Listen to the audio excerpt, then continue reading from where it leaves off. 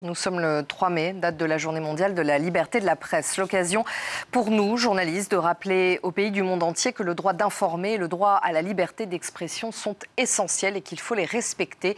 L'occasion aussi pour nous de rendre hommage à nos consoeurs et nos confrères tués dans l'exercice de leur profession. Ils sont 10 à avoir perdu la vie depuis le début de la guerre en Ukraine, 46 en 2021 d'après les chiffres de Reporters sans frontières. Le Mexique reste l'un des pays les plus dangereux au monde. La correspondance à Mexico de Laurence Cuvillier. Depuis l'an 2000, l'ONG Article 19 a dénombré 153 journalistes assassinés au Mexique et 29 autres disparus. Tout cela dans l'impunité la plus totale. Seul un cas d'assassinat a donné lieu à des détentions. Les enquêtes s'enlisent. Les journalistes qui travaillent dans des zones contrôlées par le narcotrafic sont livrés à eux-mêmes sans moyens de défense. Et il faut rappeler que les assassinats ne sont que la pointe émergée d'un iceberg composé de menaces, d'agressions, de pressions en tout genre.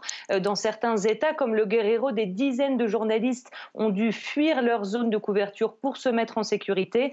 Des journaux ont fermé, considérant que les conditions de travail n'étaient plus réunies pour offrir une information libre et indépendante.